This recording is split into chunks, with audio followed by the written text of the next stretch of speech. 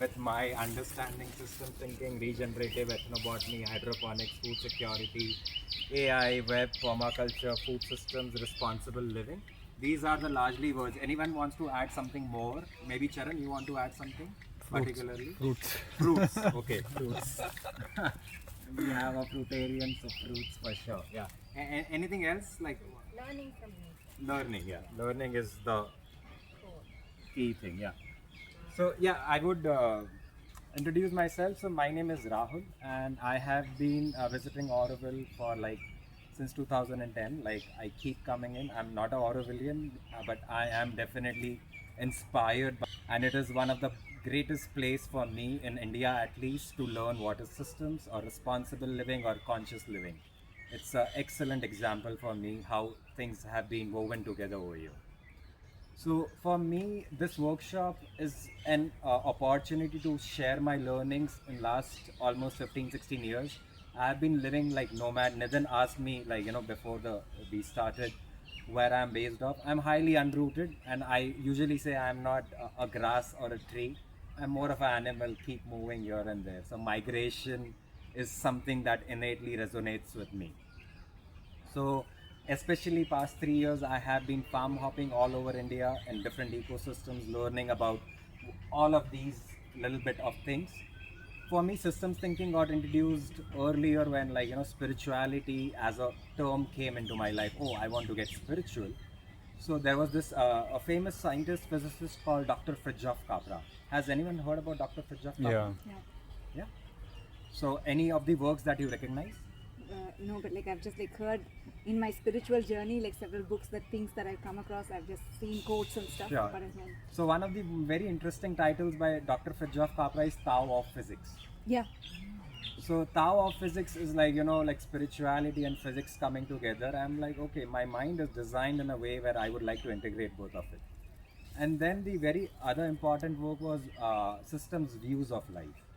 And he runs a course on that called Capra Course on Systems Thinking, which I recently completed after like waiting for almost 10, 12 years.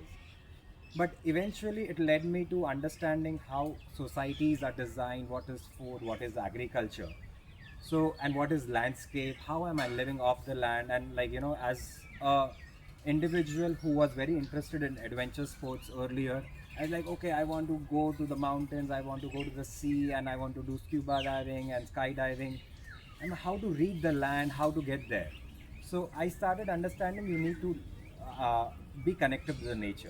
So eventually, I got interested in hydroponics in 2015, and I did my first workshop. And I was like, okay, hydroponic is the way to go forward. I would like create my food, and that's it. But eventually, it is not the solution, which I realized later. It can be partly as a solution, but not completely. Yes. Sorry for joining late. It's okay. Can you join that? Yeah, please. Forest versus an agri land. So forest for me is an ecosystem. Forest is an ecosystem. A And agri system. land? Agri is more, I still look at it more as a factory and not an ecosystem in itself. It's Okay. like, because you're choosing something, not choosing something, whereas a system has everything. It's holistic, it's integrated. Okay. We'll understand open systems and closed systems and like intervention. Who is the manager? Like agri-land has a manager. Like I can be a manager of this piece of land, and it can be a system. And ecosystem, like when we say thinking like an ecosystem, like the forest or earth, who is the manager? Maybe one can answer like God, but one who is an atheist would be say like no, there is no God. So, like, we have to understand what are the laws of the land and laws of the systems which are integrating and supporting everything. So, basically, like, we as humans, we have that tendency to manage the land. We need to steward the land. We need to grow. We need to do something. So, where is our role as human intervention? That is a very crucial question. Because our action has led to the meta crisis in which we are today. In 2026, maybe, there are thousand crises one can say. Oh, fossil fuel, climate change, education, and so many different problems, economy, disparity. So now the point is all these are systemic problems, that's what we say. So as defined, like harmony, you said harmony, right? So what happened to the harmony? what got thrown away from that harmony, and what became a problem and what caused that disease is something that we need to look at. And why eventually as humans from the agroforest, like for example, we were as hunter gatherers, like imagine this oro orchard 8,000 years ago. Who was stewarding this land? It was getting stewarded by itself. 2000 years ago, maybe there were some people growing some grains in some small patches here and there. But in today, almost 25 acres of oro orchard is being steward. Like every inch of the land is. Charan and me this after morning we were like, oh, which drip lines are not working? Where is the weed? Where is the seed? Oh, this is not mulch. There is the cow. So each section of the land is now being observed and is part of our interaction. So why is that? Why was that needed? So all these small question gets once to systems thinking. Basically, whole systems thinking is like the idea is very simple. What are the social circles? What is the personal values? What is the ecological values? What are the laws? So eventually, there was this very beautiful philosophical system given as permaculture by like two gentlemen from Australia, David Holmgren and Bill Mollison. Why Australia? Because Australia is an arid region. Because hardly there is a rainfall about 200 to 500 mm. Wherever there is a challenge, you come up with a solution. So basically, they found that jugaad philosophy. I don't like to use the word jugaad, but in India, everybody understands quickly relating to that word. So David Holmgren and Bill Mollison, they both designed this philosophy of systems thinking, whole systems thinking for landscaping. Basically, how to grow food and how to live off the land. So that's very interesting. So for I would like to first introduce you to how to think in systems. So basically, there is okay. Sorry.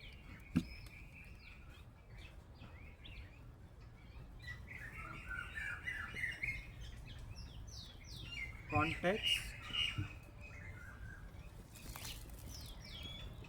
feedback,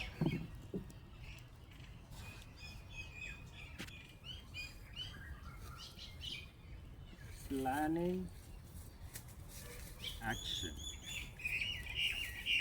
Basically, this is a four-step way to look at any system. You need to gather context. Like in today's world, everybody is talking about data sciences. Like, oh, it's the world of data. It was always about data. Like as you said, Ashwarya, like ethnobotany, it was always about data sciences. As Siddha practitioner also, you need to be aware. You need to understand what's happening. You need to take that feedback. You need to register. You need to formulate a certain thing and derive to okay, if sun is rising from the east, it is setting in the west. It's a context. It's a very clear thing. So that way we have always been as humans collecting a lot of data. So context is the very important in system thinking. We can't plan without getting a context. So any system to design, particularly sir, if you want to design a farm, I would recommend to set, like we'll go into designing of a farm. Particularly, I want you to have a takeaway. I have some sheets to give. We'll go there. So context is very important. Try to understand, map where is the water, where is the sun, what is the soil type, where is the slopes, what was the land looking like 8,000 years ago, what is happening now, what is the desire. So all that is part of the context. And once you have all the data sets together, then you can maybe start planning, okay, this is like soil, this is water, and then it will give you a new data set. So that goes to planning, and then it goes to action, and then it goes to feedback. So basically there is context, planning, action, feedback. Suppose context, oh, I want to grow I'm here, I need to grow food. I will take avocados as one of the fruits that I want to eat. Okay, how to plan for avocados? It needs a lot of water, it needs the seed, it needs maybe compost, it needs to take care of that, it needs 8 years to fruit. So that is the context. You need to plan, and once you plan, you act on it. You will maybe go to a solitude farm, or maybe you take a seed from oro orchard, you take to your farm and you plant it, and you follow that action, and you take a feedback. You will call Charan, maybe, Charan, you know what, my avocados is not doing good. So what to do that? So that's the feedback. And what is giving you feedback? That so basically this is the context. But the three main ethics of permaculture are earth care, people care, and fair share. So those are the center principles of designing. We need to really take care of the earth, we need to take care of the people, and we need to share the surplus. It is that simple.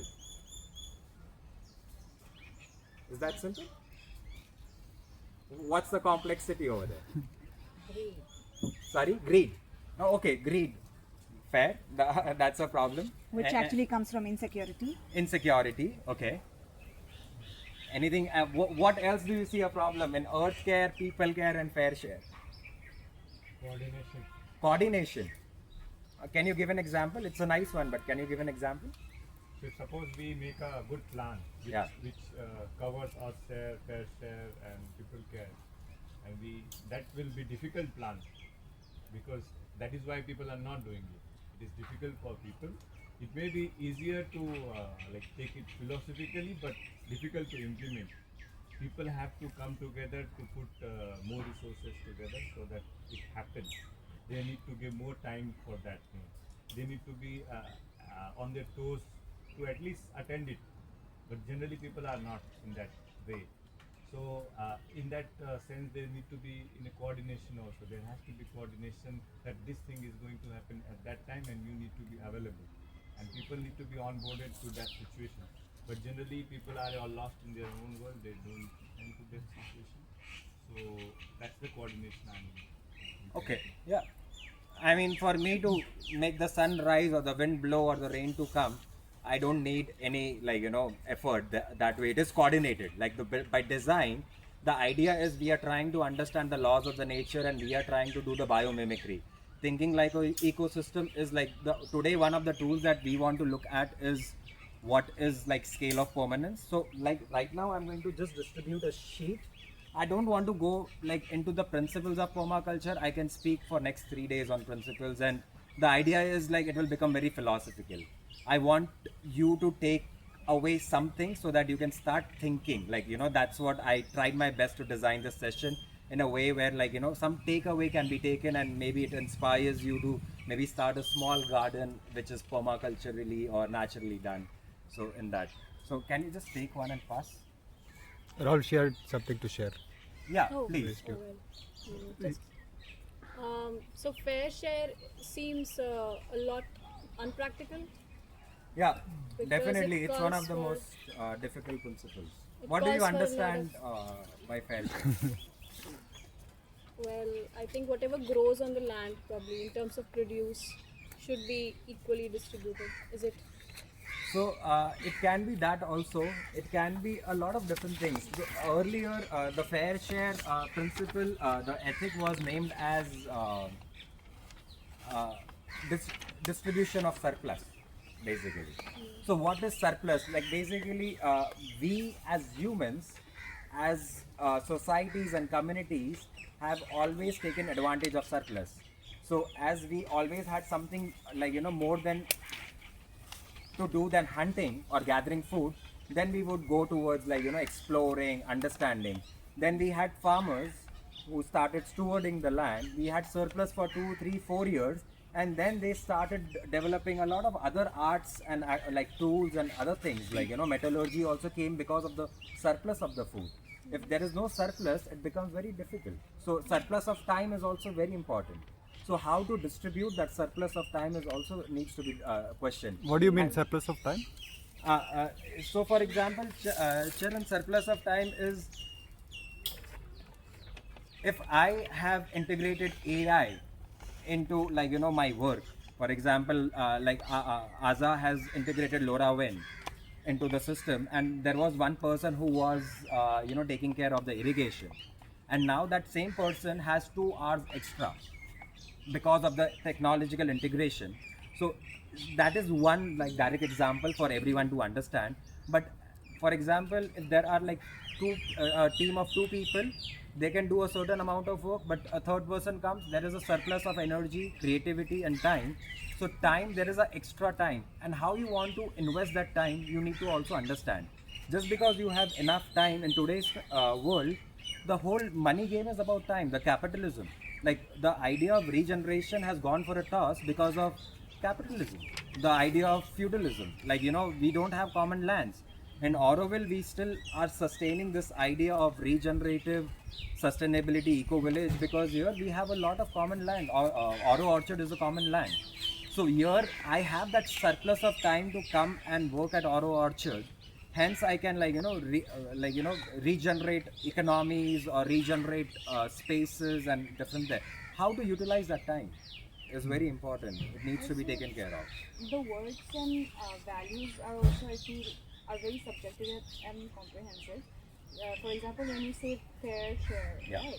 So for everybody, fair might be different. For everybody, share might be different. And how much care, how much surplus? Like, say you have 2 extra hours, right? Because of AI integration. Now, a second person may feel that's 2 extra hours, but for you, you might feel like, okay, I have been waiting for rest, or I have been waiting to learn a new skill set for like 2 years. So this 2 hours is not really free for me. I want to reinvest it. But for the second person, it may not be surplus of time. So I think there is a lot of breeding ground for conflicts, maybe. So exactly in that systems, when we talk about systems, so what is sharing mean and what does fair mean can be very subjective. Definitely, there is no doubt about it. That's why permaculture is not a method of agriculture. It's not a method to grow food, or it's not a method to kind of do your garden. It is more about designing a system. So when we say systems, the invisible structures carry a lot of weight. Who is the decision maker? Who decides for you? Who decides for me? And I suppose if I have surplus of time, why should Auto Orchard decide like I should do this workshop? And like it's again a question. There will be a lot of conflict, and how to navigate that again. So that's why there is now people don't say permaculture, they say permacultures. It is permanent cultures. And what are the different cultures? There is culture in the petri dish. Bacteria is also a culture. And this room setup, we are allowing taking turns to speak. This is also a part of culture. The way we are dressed, the language that we use, the food we eat, everything is a culture.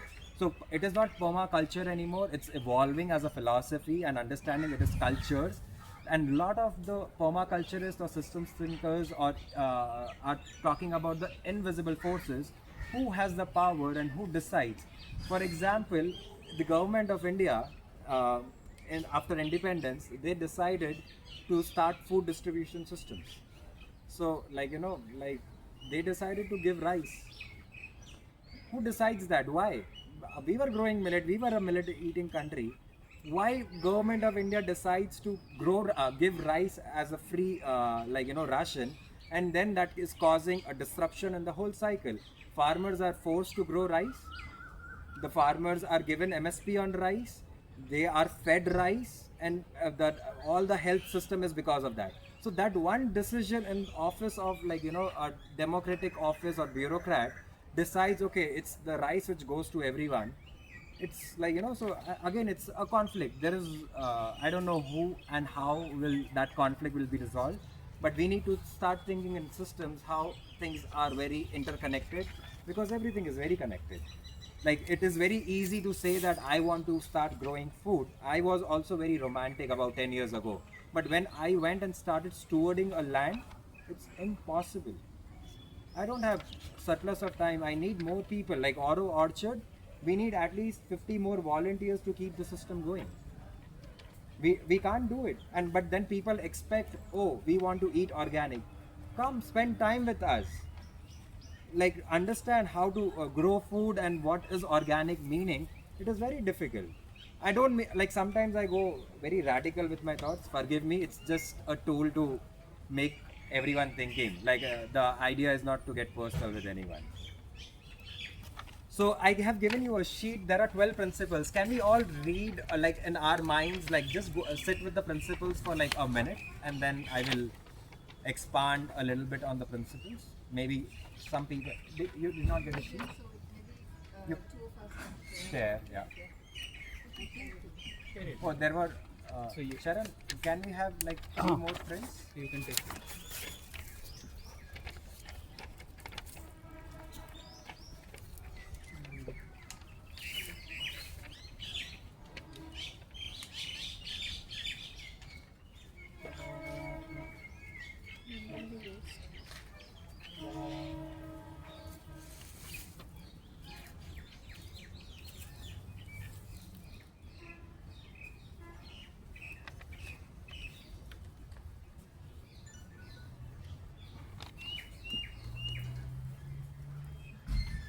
define what is waste.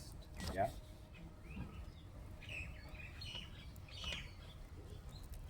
I heard about one practice. I don't know how it works, but it's should be. Like, are you talking about do nothing farming by Fukuoka? Yeah. Okay. So are we touching that aspect? So see, what happens, sir? You know, like all these words like biodynamic farming, natural farming, zero budget natural farming, TCBT, and permaculture, syntropic, Fukuoka, and this Bhalekar and Palekar. You can tell thousand. Like, you know, I would say, let's make Charan farming, let's make Nitin farming, let's make, like, you know, our own names. You know, like the point is why we want to copy. Like, let's understand what we want to work with. The whole idea of systems thinking is like what are our resources and what is working for us and what is not working. Let's start understanding the fundamentals. Like, for example, systems designing thinking is just a periscope, like a lens to look at things, and then you define, okay, maybe it's soil in your land. Like, suppose if you have 1 acre land, you have 4 soil types. Why do you want me to tell, okay, you know, go and mulch your land? Maybe it doesn't need mulching. I'm not sure. Like, you know, everybody says no, mulching is works everywhere. Maybe you have a cover crop. You need green mulch rather than the dry mulch. So it really depends how you want to, why you want to. You get your prescription. Like, that prescription method has created a lot of problems, because this is what, like, in the naturally is happening in the conventional farming. In the green revolution, I do not see any problem if it is done in an effective way, because the population, the stress on the land is so much. It's a very perfect system. I actually go with the idea of hydroponics. I had a very great discussion with horticulturist from Australia. He said, like, let's cut down like 60% of the farms, let them regenerate as wilding zones, and the 40% of the Would you allow me to join? Yeah, Please, please, sir. please.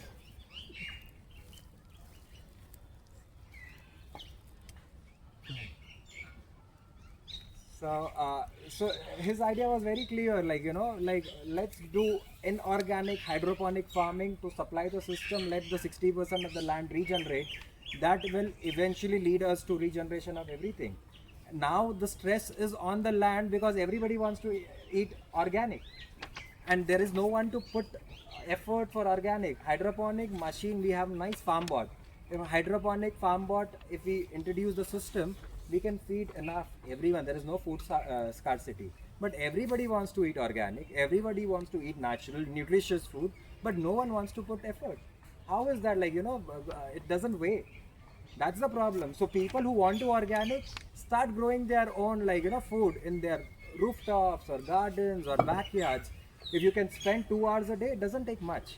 But if you want to buy organic, then it's better to eat inorganic. Again, it's a very radical thought. Yeah. You can disagree and drop it. No, I completely agree with you. I used to work for a chocolate company long back, and I was in the cocoa certification part of it. We were trying to convert the entire supply chain into certified organic. It was extremely difficult. It's not like organic is available everywhere. Even if you go to an organic farm, only 60%, the certifying body says that if your farm is 60% organic, then you're certified as organic. And beyond that, they cannot do much because there is not enough to supply that much. And it's not possible. And in order to make ends meet, they do other horrible things to make it qualify as organic. You might as well purchase the inorganic. That was it. Yeah. So similarly was my experience when I was working with one of the certification bodies, EcoCert and APEDA, which is the central body in India.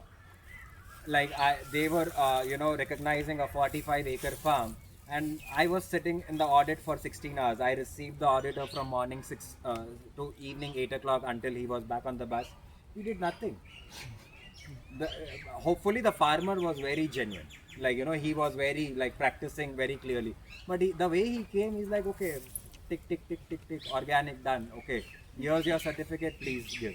So, I mean, it's a question, like, you know, what is certified organic? And it was also a cocoa farm. I'm like, one of my passion job is I'm also a chocolate maker and I teach chocolate to children. So, I mean, I exactly know what's going in there as, like, chocolate Yeah, what we call in like the brand world that it's brand jacking. It's brand because jacking. they just want to ride on your brand because they wouldn't enforce like an Apple Orchard or like some other places they want to specifically target certain industries to make them more organic because that's what you could. It's a premium Yeah. thing, right? Chocolate is like it's being sold as 5,000 rupees a kg. Yeah. And is it necessary part of the system? Food chain? No, not really. No. So, like in my experience, like it's 6 years when the kind of my journey started. The first time I went to a 100-acre farm in Gujarat only. So closer, I even forgot the name of the farm, and literally it was an organic farm. They were telling it's 100% organic farm. It's certified. They have the board and everything. At the moment I entered, I could see the one full truck of DIP going inside. DAP going inside. Everything was new, and I was touching it. It's a What is chemical this they red use. color? Fertilizer. So then somebody was telling salt. Like, okay. DAP is diammonium phosphate. Sounds dangerous. So that was like my understanding that Literally. what we see is not to believe it. So the idea is like, what is the problem in the system? If we want to design our system, like the idea is to, permaculture is just a principle to design our lives rather than land. Like if we can understand, build the relationship with the food and build the relationship like, with the community around, then it's okay. Like, I have a good friend, he has like, 10 acres of farm. He's like, can you design this permaculture? I can design the coming farm in the permaculture. I can design the farm organically, but I can't steward. I can't come and work for you. Who is going to work? Designing is very simple. Here is the design of the farm. Okay, this is the farm. Sun is rising here. We'll do this. Okay, done. I'll give you like a fantastic CAD drawing of it. This is the irrigation. This is this. You do the package of practice. You mulch it. You spray this and all of it. But who is going to do it? Like I did a workshop in January. The 15 people came to the workshop, and everybody was a landowner. The idea of workshop was to design their own land. So the key takeaway was to design their own land through the workshop. So can you guess what was the common problem in all the 15 people? Like there was only one common problem. Sorry. We'll execute it. Whole executed. Okay. And any other problem? Do you think what would be the common? There's no worker. No worker. That was exactly the problem. There is no worker, and everybody wants to eat organic and design a farm. Who is going to take responsibility and take that position?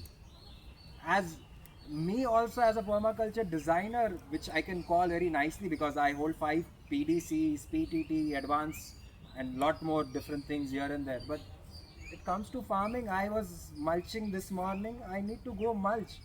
That designing aspect is useless if I'm not going to mulch. So that's the very common problem. How are you going to design the worker, the labor, the working force of your farm?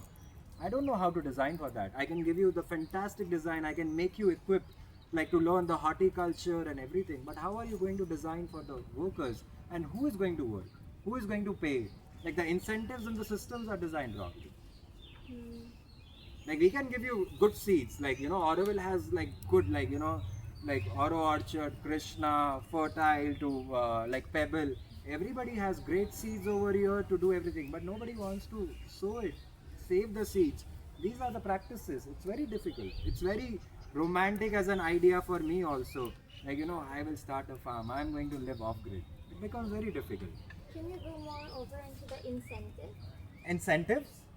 So, okay, what do you understand by incentive? Because I feel like if the incentives are actually motivational, that would get the execution going. So, in today's time, in 2026, the major incentive is money. There is, like, that's the only thing that everybody is driven by. But I actually genuinely am beginning to question that. It's a good space to be in. So the thing is, what are the incentives and how the incentives are designed in the system is a very important thing. Like for example, like like as you only mentioned, right, AI and web. So as a AI designer or a AI consultant, you can make like maybe easily maybe $1 million a year, a lakh rupees a month.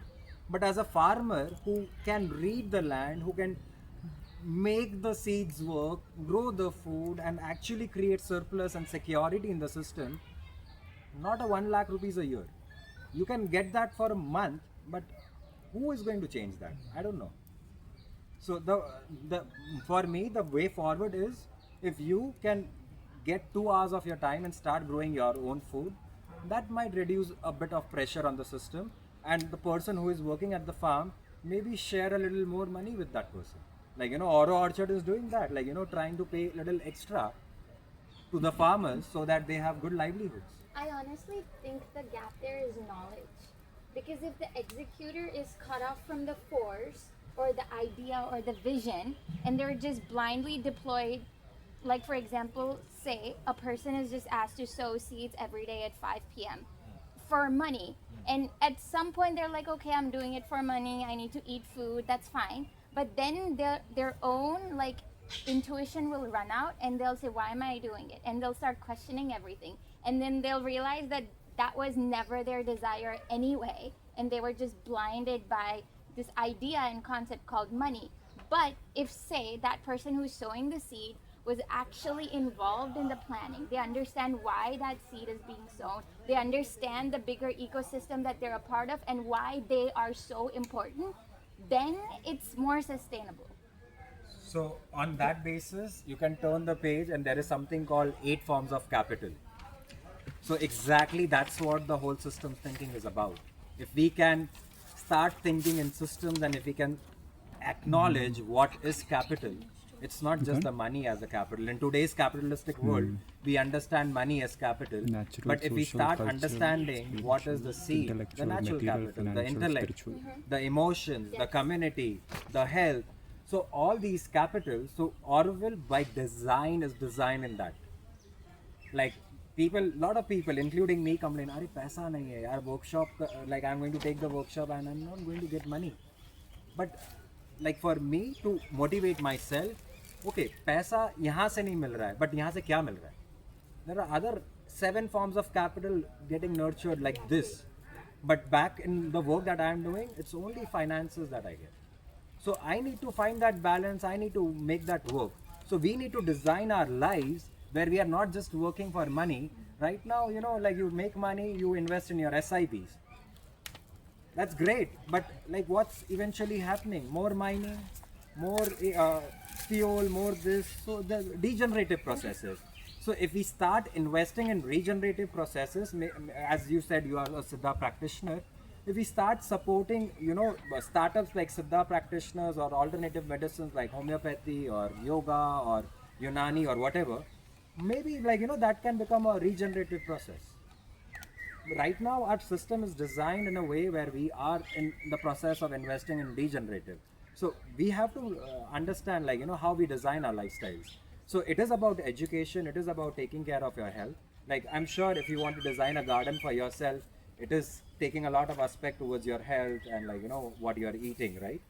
So eventually, if you eat good, like Dharam and Nisha, they both are herbal practitioners.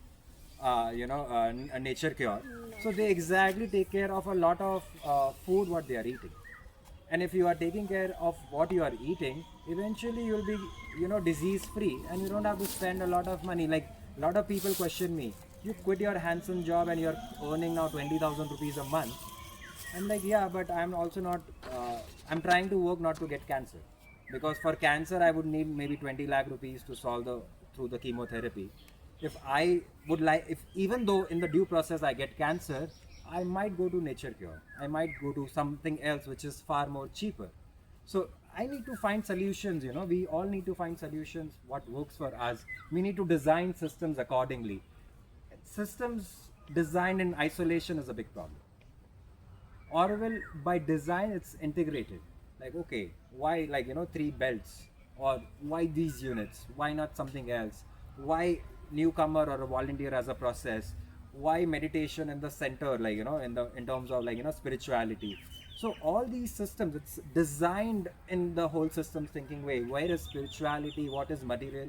And how to integrate? So that's what the whole principle is about. Like the very favorite principle of mine is observe and interact.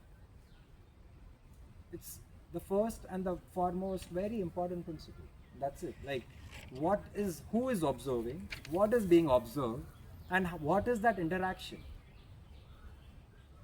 I can see a flower, a small, and I'll be like, oh, nice flower.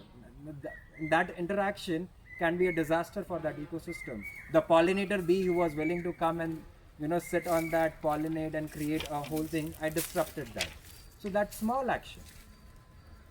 And another very nice thing would be, what do you see here?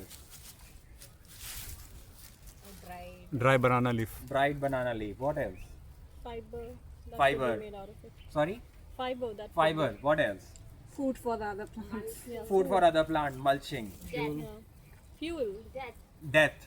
Fuel. Fuel. Art material. Art material. Yeah. Crunchy. Crunch. It is a bit. Colors. Basically, this is a relationship between a lot of different factors. Can we relate this to the sun? Do you think this was possible without the sun? No. Do you think this was possible without the air? Do you think this was possible without the soil? So there is a lot. There is sun, soil, air, even in this dried piece of banana leaf. So we need to start seeing relationships, what's creating and what is regenerative. This got formed and it goes back, it disappears. Right now, for me or us as a community, the biggest problem is the plastic. Microplastic is everywhere. Recently, there was a research where they found microplastic in bone marrow, genitals, lungs, everywhere, like in the human body inside. And it was handsome amount, like maybe it was about 50-60 grams of microplastic, which is a lot actually. 50-60 grams in one body. It's a lot. So Not milligrams. grams. So that quantity of microplastic. So why is microplastic a problem? Is it a problem? First question. Yeah, of course. Why? Disrupts your biological system, endocrine disruptor. Okay. What else? What does microplastic do?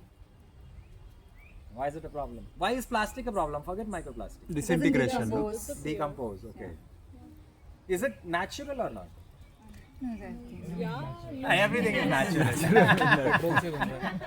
Actually, there is no very clear data yet on microplastic as a why it is it's harmful. Everybody knows, but what kind of harm it is doing, that is yet not it is found in human body, it is found in animals, they are dying.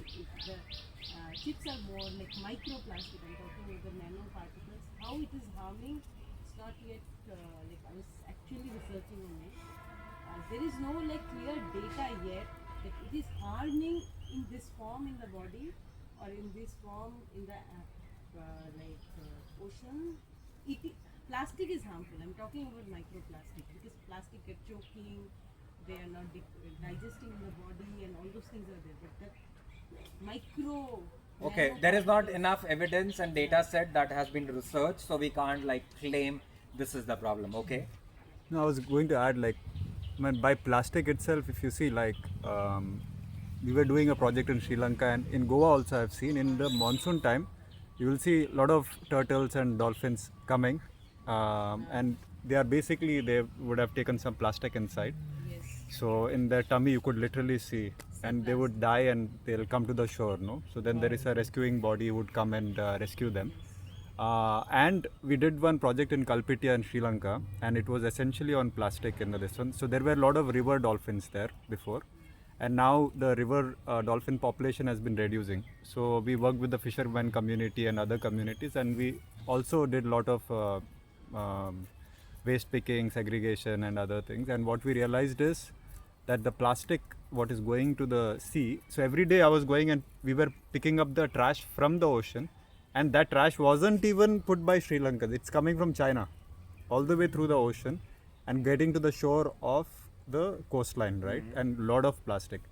So and what we saw was the fish population was reducing every year. So they have proper data to also No, that say, is on microplastic. yeah, with the plastic chips. and with microplastic in the water. Microplastic data is not there. I have kind of researched a lot on it. That's why Okay. I'm talking about it. So okay, I agree. There is not enough data because the systems that to Yeah, even we don't have that ability to research maybe yet in that direction, that how it is harming. The data has not been. and also to publish a research paper, there is a protocol, there is time and everything. All those things it takes a lot of money and a lot of other things to go there.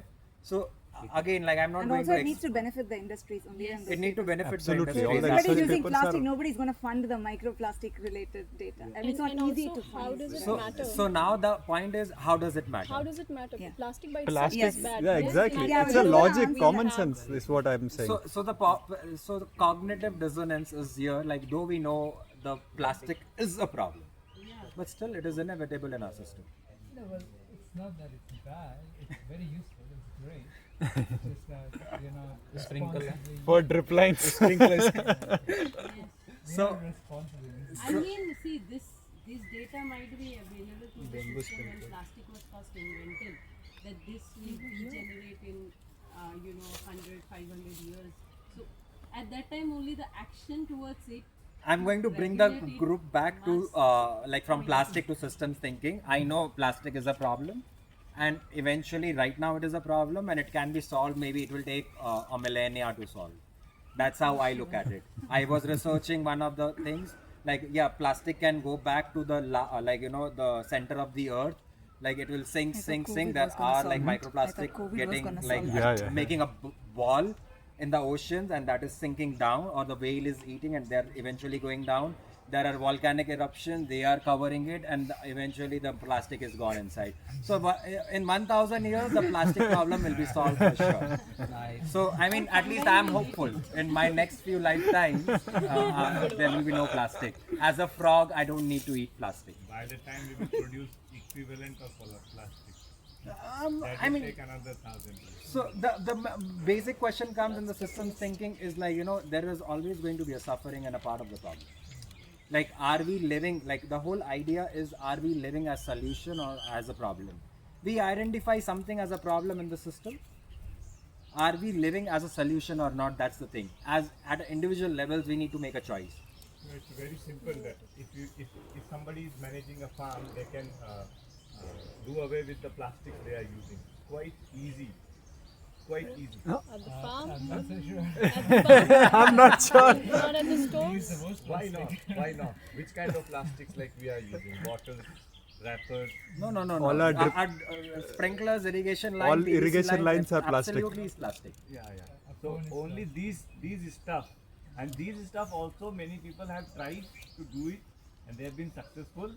But like where there is less water, they have to be sprinkled, and I mean, we are not going to focus on plastic because see, the plastic is It's a a big topic problem, by and itself. like I don't know how big it is a problem, and how much I have. Disposal is the problem. Sorry. Disposing is the problem. When any material in this earth is not taken care of, after your use is done, you don't know how to take care of it. That becomes a problem. It's not the material itself. Exactly. That's where we go to Snigdha's question: what is waste? So that's the important part of the system that we need to understand. When we are creating systems, we need to close the loops. As simple as that. Nature, if you look at the laws of the nature, it has closed all the loops. There is mycelium to decompose. There is microbes, anaerobic, aerobic. They are there. There is animal, like for example, cow is eating the grass. It is shitting. It is decomposing. It is easily doing. So, why is that the human intervention, our designs and the system is not a closed loop? If we can design something which is closed loop, it becomes a solution that way. So we need to start thinking like coming back to designing a farm. If who are you here with the intention of to learn about designing of a farm? 1, 2, 3. And anyone else? Are you here to with an intention to design a farm? Okay. So now, like I would like to like take this rather than from the philosophical to a more a practical approach, how to design a farm. So the whole idea is to understand. Are you okay, ma'am? You need something? No, no. Actually, this is quite uneven. So. Oh, okay. I can get a chair for you. No, no, it's okay. I'm comfortable. I'll get it. Thanks, Sharon.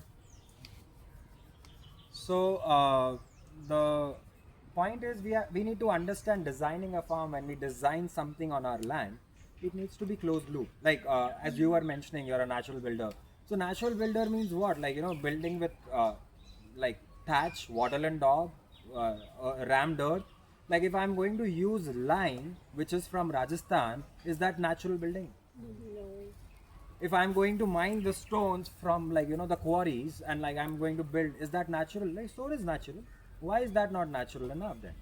So all these questions needs to be put in, like what is natural building and to what extent you are going to call that natural. Like the particular plaster like Tedelac, I love the Tedelac plasters, but like is that natural enough for the region? No one has that skill set. So the problem is like we need to understand what are the inputs and outputs in a system. Like any system, a living system is a very dynamic system, especially a landscape like farm. So like farm, if one says that we want to do a farming as a project which needs to be natural, farming itself is unnatural. Like it's a human intervention. So I don't know how to put this into natural farming, organic farming. It's a debatable, like I can debate for 1,000 hours on it and there would be no conclusion. Like what is native species, which is like like something which is healthy for the soil and the land and people who consume it, and what is the waste, what is the water, what is happening to the climate. It's very difficult as a question what is happening. So but one thing what we can take care is when we design a farm, we have to understand what is coming into the farm and what is going out of the farm. So in that case, we simply like there is another tool mentioned on the sheet which is called the scale of permanence. So can we just kind of go through it once, like largely, briefly? So on the top it is climate and at the bottom it is soil, right?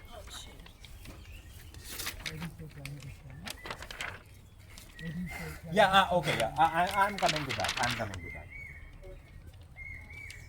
In today's time, it is not. Yeah, Climate, it's changing. yeah, it's changing. But again, like we'll talk about it. So this is a very interesting tool. If we can integrate this tool of scale of permanence in designing our lives, our farms, it becomes very easy. It was devised by P.A. Yeomans, another Australian fellow, and eventually it got absorbed by a lot of permaculturists all around the world and systems thinker. So this scale of permanence, like at the top it is climate. So Nitin is asking why it is like. Do you think it cannot be changed? Again, climate is changing at a very fast rate, but how much of the climate is changing? It is a question. I'm not saying it is not. Like for example, Auroville, like what happened to the species over here, like or the rains, or the landform, or like how much of that has affected Auroville? Like you have been living here for 10 years now. Like how, like if I ask you to define a degree of change in the climate, how would you define that? Like what has changed for you in terms of climate? Well, there's the fundamentals which are the same. So you have different seasons. You have the summer, you have the monsoon, you have the cool season. But rainfall is erratic. I don't know, there's no rain at all. We had like 1 or 2 showers and that was it. Okay. And the last 2-3 years we saw a lot of rain compared to the years before.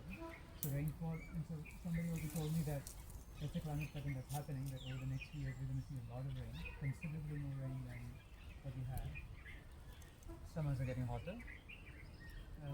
Every year it's hotter than the previous year. But there's something is fixed to the extent that we have seasons, and the seasons are predictable, but in terms of like the prediction of like what kind of rainfall, what temperature and all of that is. So largely, if we define climate, it's like temperate, arid, tropical, subtropical. These are the large definitions of it.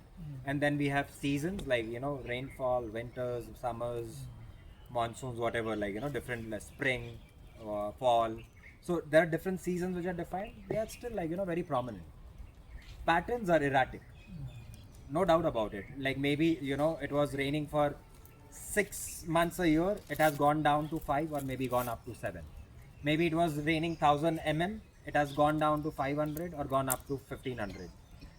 I mean, this is also it has not gone to that extent. I was reading the climate data. As a systems thinker, or if you want to design the land, you need to. It's a very difficult job.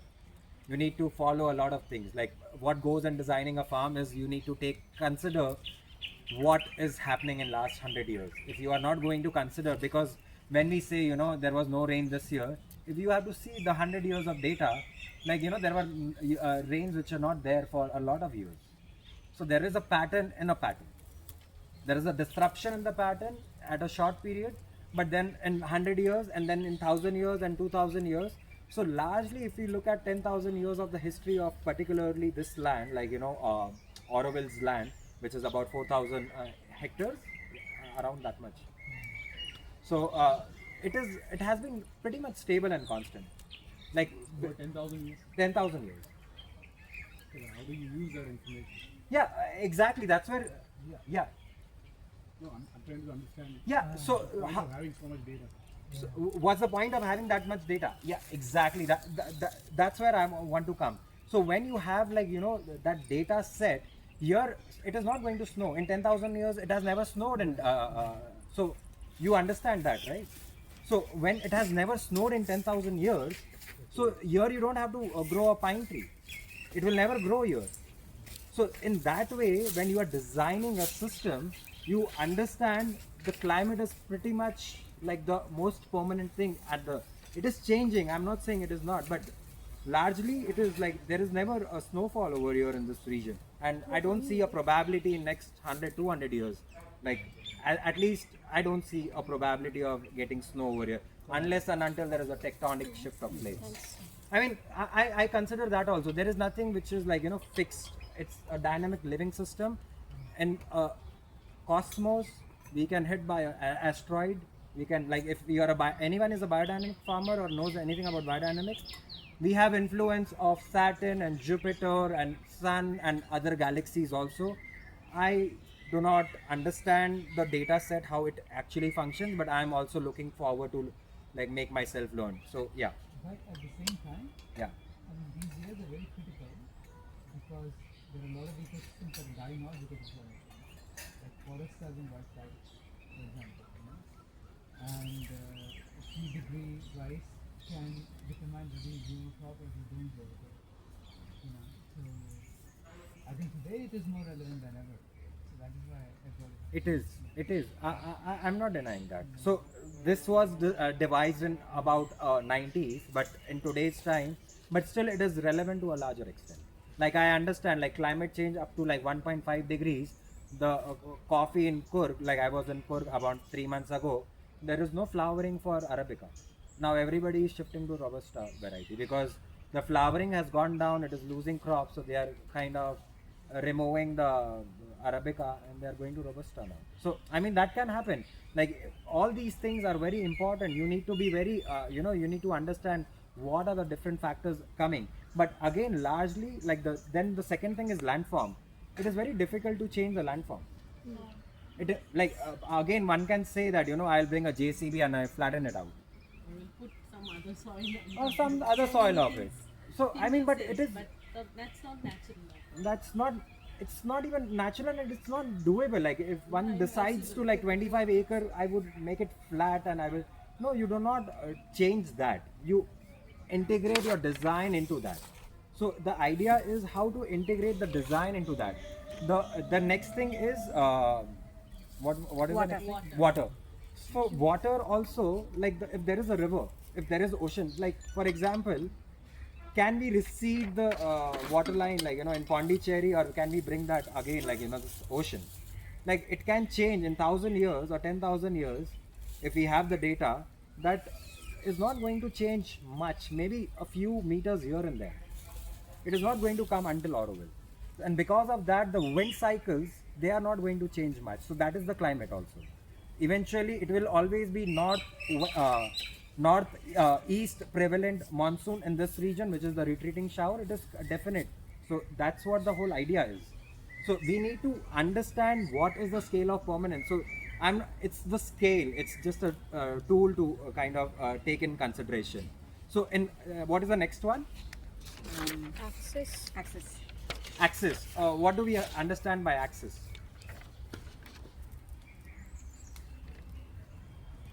Is it Antarctica? Is it accessible to humans? That kind of access? Okay, that is one. Yeah. There are multiple interpretations. I don't want to give all the answers. That's why. Yeah. Access to resources. Access to rivers or I don't know.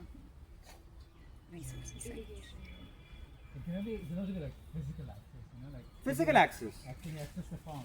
Absolutely. Is there a road? Yeah. Can you bring Yeah. in Yes. Even natural resources. Natural resources. Okay. The availability of resources because of which humans settle something. That is also an access. Okay. Yeah. So there are multiple interpretation of access also. So we need to understand what, suppose, or I can grow 100 kg of avocado here, but within the vicinity there is no one to sell, and no localite eat avocado. How are you going to change that access? Like that's the biggest problem. Like people who grow onions, the market is sitting there, and the transportation, the cost itself is too high, and you lose money. Like if you have seen those short films where farmers are taking their produce and they get like minus bill. Thanks, Charan. These are mangoes from the orchard. No? Wow. Thank you. So the access is very important. So like we need to understand like for example, if you want to design your backyard garden, so you want to literally design, like if you want to grow some basil and oregano, for example, you want to have that easy access. You don't want like at the last of your garden or somewhere where it takes like 10 minutes, because you want that easy herbs to be torn and like put in your salad or somewhere. So similarly, that's a cycle that you need to build, like the relationship with what you are growing. Like for example, mango is going to fruit only once a year, so you can design that accordingly. So what needs how much care and what needs access, that needs to be taken care of. So access is also very important. The next is the trees. Vegetation. Yeah. So Yeah, trees. Basically, it's very difficult to move a tree. But again, like if I decide like I want to do some if there is, this is my farm and there is a big tree here, and I'm thinking I want to use this as like my grain field. Okay, there is one tree, then I might think of removing that, or I might think of ways to integrate into my design. So if you need to understand like what is the vegetation on your land, what is perennial, what is annual, what is biennial, what is native, what is non-native, what is it giving to the system. So how basically the climax species, like this morning me and Charan were talking, avocado is a climax species. Like do we understand what is a climax species? No. So so here we are standing under the neem tree. How much time this tree would how old do you think this tree is? 300. 300 years? No. At least. Okay. I'm not sure, but okay. 50. So No, 300. No way. I don't think. It's hard to find even a 100-year-old 100 tree. It's definitely less than oh, 100. we are not going in debates over there, because I can't identify, and I am still not like I took a small class on carbon dating, but it's a little difficult for me to understand that. The thing is, what I meant by climax species is like and because of this neem tree, if this is 60 years or 300 years or 3000 years, it's not about. So for how much time is this sitting over here? And because of this tree, what it has been exchanging with the ecosystem, what kind of birds are coming in, what kind of microbes, what's happening to the soil, what's happening to the light, what's happening to the water, is it like absorbing a lot of water, it is like harvesting a lot of water.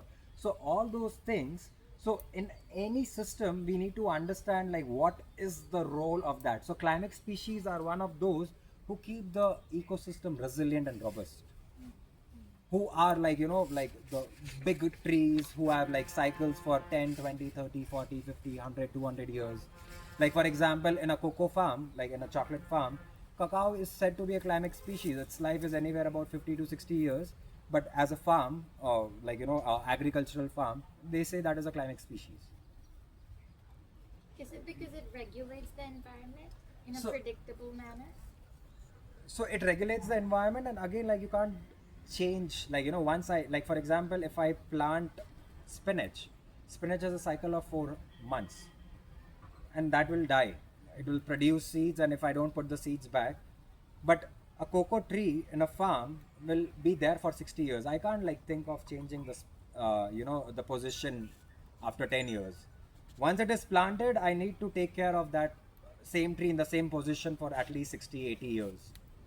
So that way, when you design a farm, the idea is to understand what is the climate species that is going to take care of the farm, how it is going to harvest water, how it is going to capture the light or break the wind, or how it is going to invite birds, insects, and other pollinators.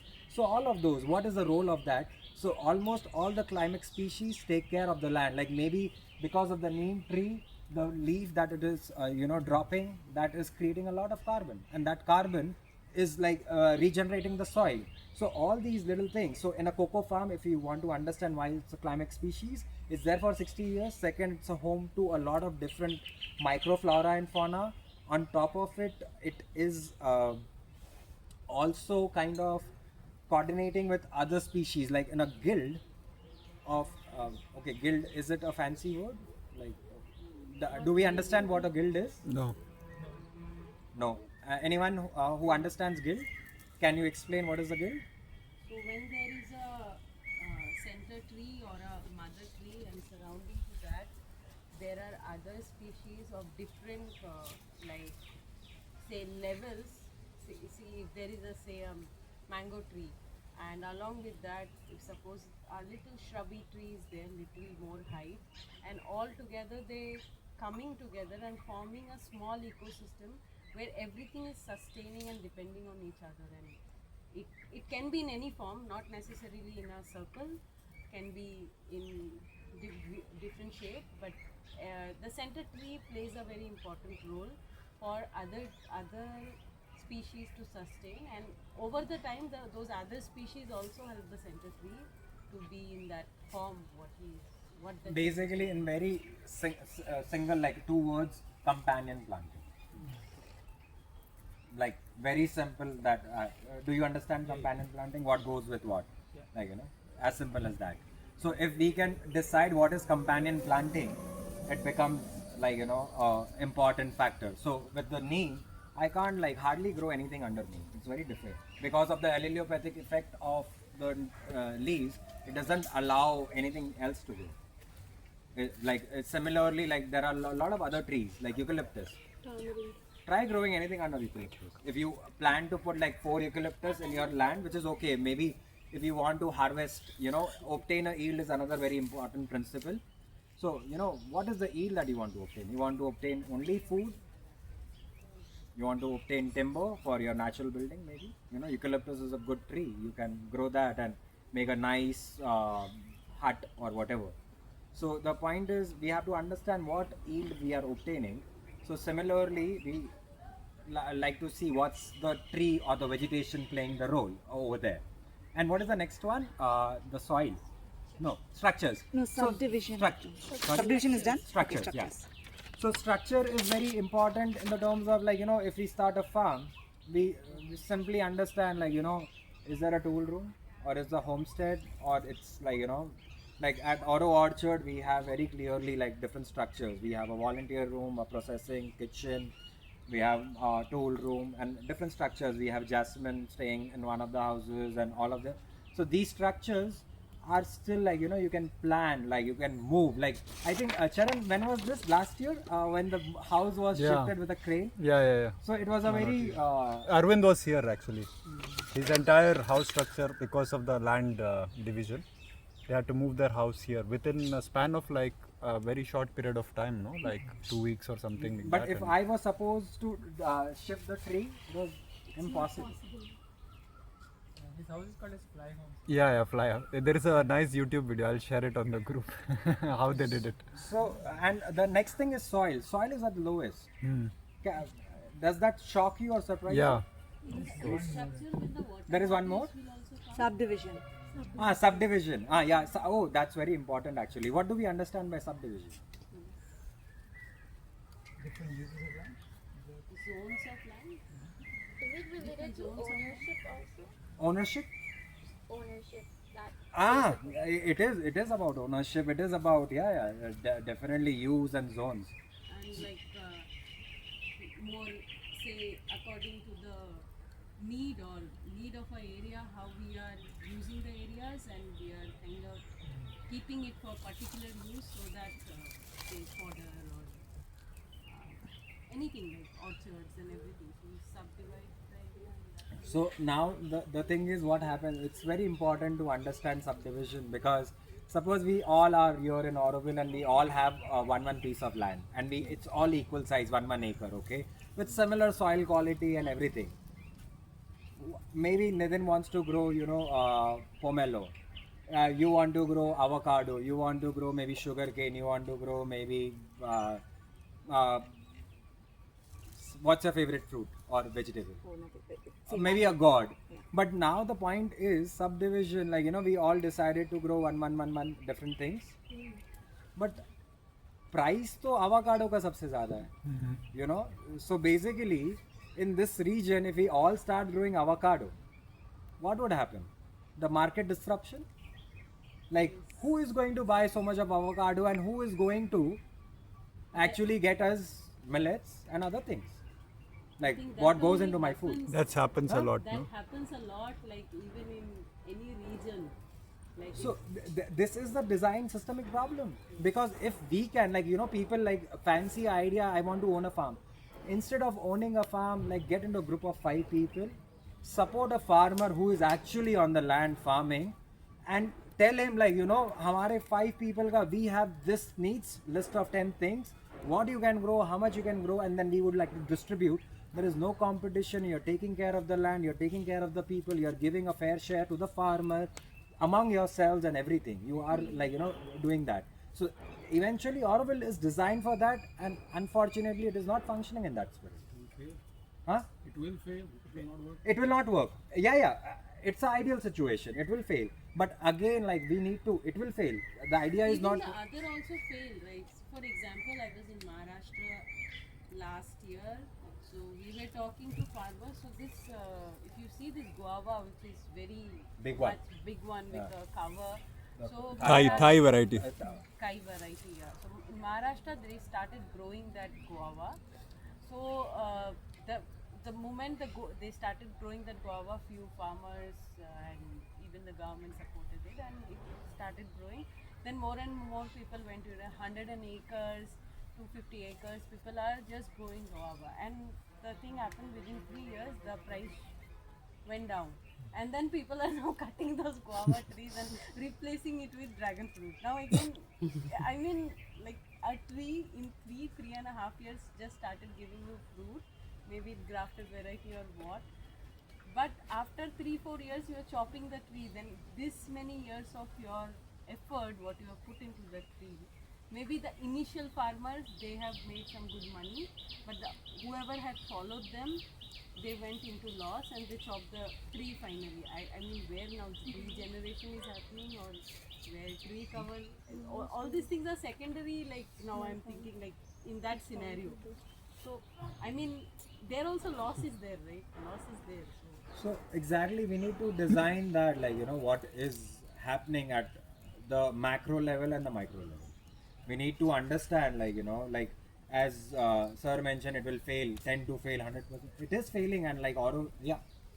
No, I wanted to just you finish your point. I'll come to. One of my former friends has a 40-acre farm, Yeah. and he's inviting people to lease his farm and use it for themselves for different ways. They can just grow whatever they want and they can take it. those are solutions, yes, but then again, who is going to work at the farm is a very big question. I mean, no one works. Who leases? They're all landlords. Everybody wants to sit and eat, Manage but it. nobody is willing to work. So I wanted to basically share the same thing, Maharashtra, no? So I had visited Ratnagiri and Devgarh, where the famous Alfonsos come, no? So it's just like forest of Alfonsos there, okay?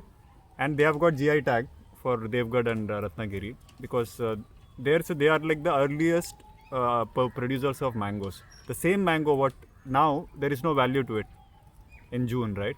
But they produce mangoes in the month of March. Now, over the years, the amount of pesticides they put, I was like shocked. Like 14 times they spray during the flowering, and every year it increases, and there is no limit to the sprays. And with that, this year what happened was that it was a complete loss for the both. There was not enough demand and also not enough production also. So now they went to the government. It's like to give us subsidies, give us, like. But they are. Andi also happened, I guess, like that. Yeah. The thunderstorm, like 1 or 2 weeks. So there are many like things which are related, like at a policy level, like who's going to see? Like now, all the farmers are working independently. They grow what they want. Like okay, my neighbor farmer, he's doing it. Other farmer is doing it. And what I see, all this romanticizing in the media, like oh, one guy is making like 2 crores of rupees per year, and that's because they are like these early movers, no? They get these guavas and like new varieties they plant like dragon fruits, and what happens is all the other farmers follow, and then they realize like oh, there's not actually enough money. Avocados also same thing happened. So it's like many factors associated with Nursery people are making it. nursery people. It's not only planting. It's also about like ownership of the land. Like like for example, right now Oro Orchard was 70 acre. It has come to 25 acres. What happened to the rest? 45.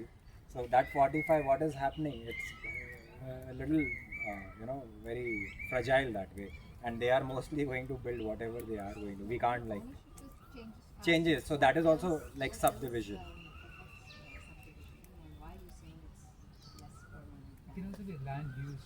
Land use is also a very important part of the subdivision. This guava tree is like good example, no? Because guava trees just got cut because there's no demand for it. Like if one decides to make a school, or maybe next to Oro Orchard, imagine like like a leather tannery coming. What would happen? Like all these years of effort of Oro Orchard trying to harvest the best of the practices, and one factory comes which is processing whatever, it can affect everything. Like it can disrupt the whole system. So it's very fragile that, and it can change also. So Especially in these times, it is very fragile. you need Not to not just understand Oro. who's your neighbor. It is very important, and what are the possibilities. Like I was at one of the farms in Uttarakhand, 2 acre farm. This fellow designed a nice fruit forest, permaculturally designed, Fukuoka lover, do nothing and all of it, like nicely he does all of it. Minimum intervention, he studied the market. Eventually what happened is everybody was growing only wheat nearby. A fleet of parakeets came and ate all his 4 tons of guavas on one season gone. And for now, next 10 years, he is trying to manage what are the alternative fruits.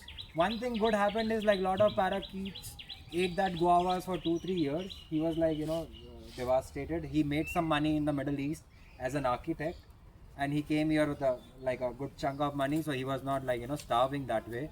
So he's like, okay, let these parakeets eat a lot of guava, let them drop in the nearby villages and whatever, and eventually a lot of guava trees will come and it will create a food for them. So like for example, we need to understand this also. Fukuoka said 1/3 of the top of the tree, it is difficult for the humans to reach also, and let that top part of the tree be for birds and the monkeys and other squirrels or whatever.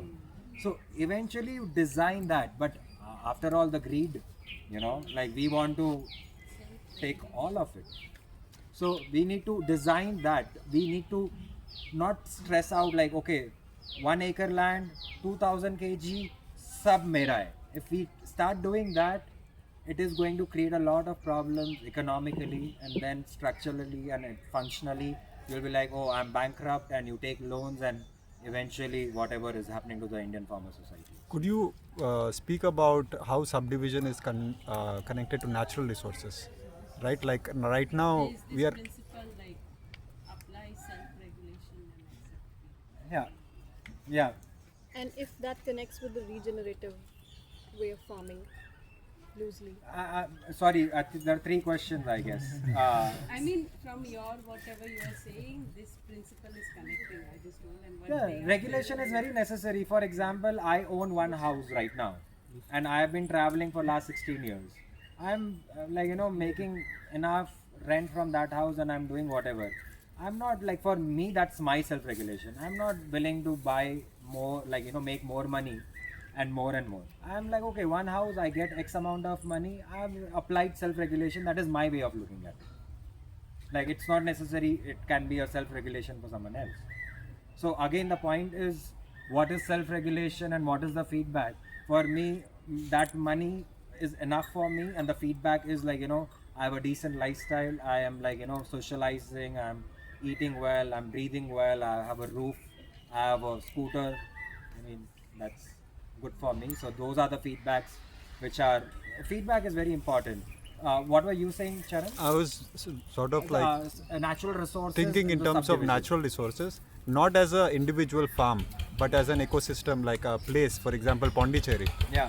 And basically seeing, what are the natural resources we have. It can be rivers, water, evergreen forests. It can be various natural resources also. Yeah. Maybe you have a farm where you have the evergreen trees, but you have the ownership of it.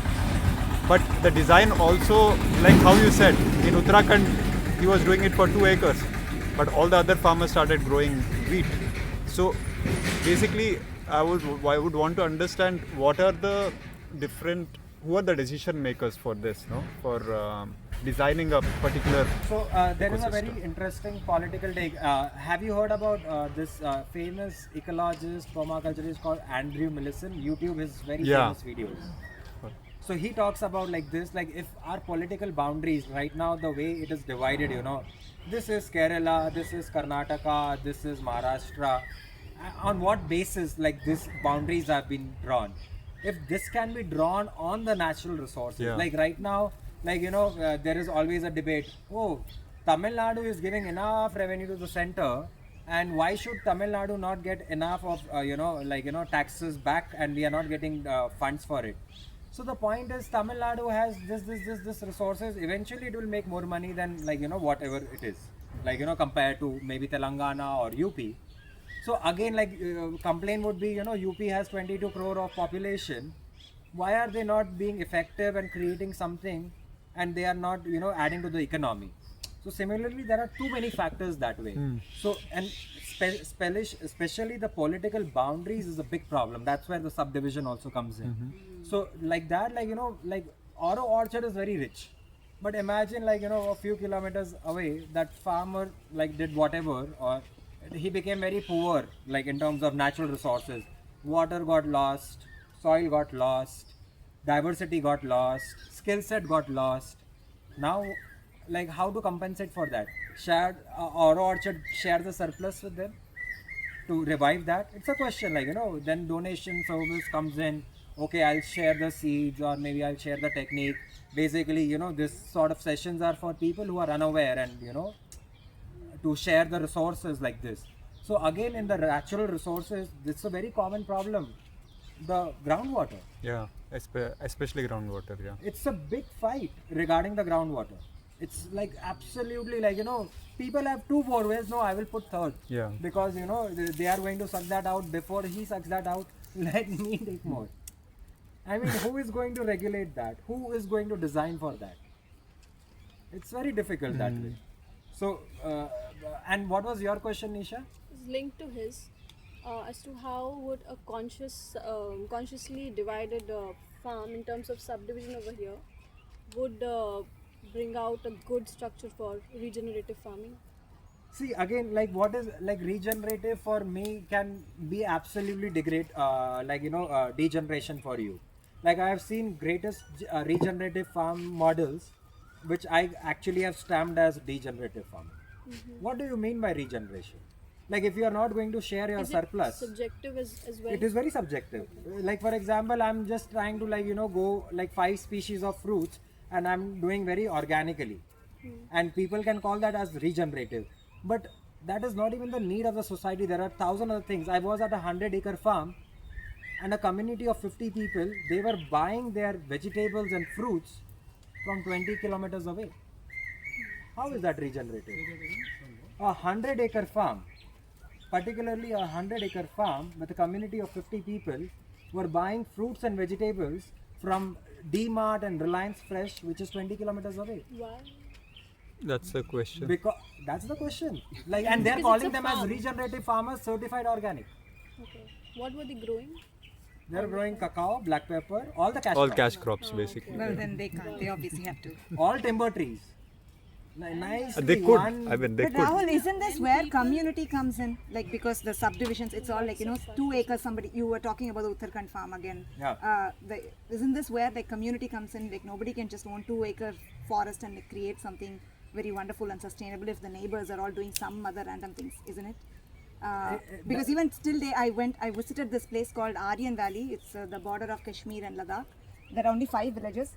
Till they are still sustainable. They do the barter system and the farming and exchange tomato and like whatever gajar and all of that. That is because of the community practices alone and like nothing more. Outside the community, if you go outside, it's all like again divided into smallholder farmers, and the same problems that you are listing comes up. See, in the age of oil and the complex world in what we are, right now, if I buy goods from here to Bombay or here to Ladakh, whatever, the whole system dies. People don't know how to survive. How are they going to make money? The very innate nature has become to make money, to show something that I'm doing, I'm being productive, and I make money against that.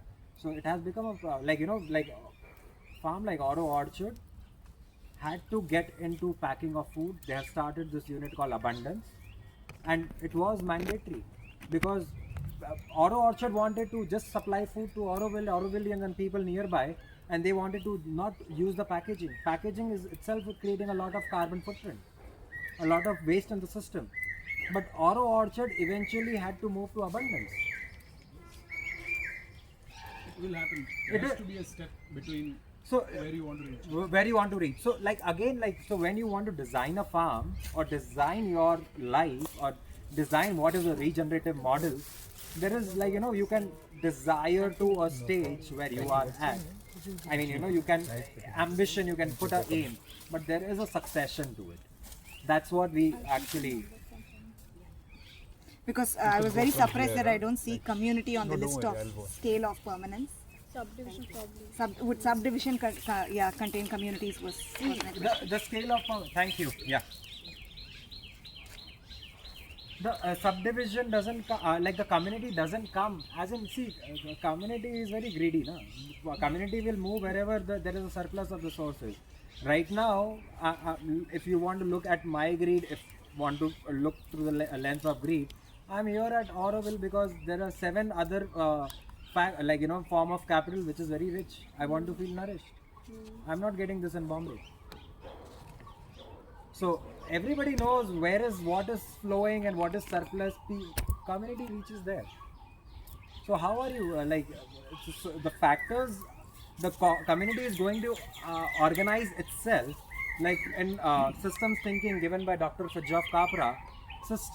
Whole systems is autopoietic. It is self-organizing. Like the world is chaotic. There are too many factors working. I can design a solution, but your solution will be different. So we are all designing at this point of time, 9 billion people. I believe that everybody is designing a solution for their set of problem. And that is collectively coming, and then there is a other problem. In last 100 years, each of us, our families and ancestors has been designing a solution, and hence we have reached to 2026. I'm very fortunate to, if there were no roads, no petrol or no fossil fuels, I would not be sitting here in Auroville. So the point is, we are constantly designing and like for solutions, we have a certain set of problems. So what is your set of problem? We need to identify that. So that's why like the 13th principle, which is not mentioned on the paper, it's called it depends. What is it? It depends. Hashtag Deloitte. The 13th principle. That's with a the lot of tagline, is it? culture. No, like that's what They consulting say companies we all say. work with the 13th All their principle. answers First one always are like Accenture useless. also something like that. Accenture 13th also principle, something like that. everything depends. Everything is interconnected. Everything is in the web of life. Oh, today I feel like eating like masala dosa. So I mean, but I did not grow any potatoes. Okay, we'll go to a restaurant. So you mentioned that the 100-acre farm, Yeah. they are not growing vegetables. Yeah. So is there, for example, our orchard is also not growing a lot of things because of economics, finance, or other factors. So is there necessarily one farmer or one farm owner need to grow certain things to call it like region? What the term is? There is no fixed framework of what can be regenerative. Regenerative for a farmer is a system surviving by itself. For example, if I have this as a farmland, so this is the east, suppose this is north, okay? East, west, north, south. So where I am at east coast, okay, prevalent wind is here, okay, monsoon is coming from here. What is the soil type? I need to understand. It's lateritic, arid soil, okay. The slope of the land also, suppose I say it is sloping this way. So all these factors are fixed, and so now I can't do much. I can't change the wind, the rain, and all of it.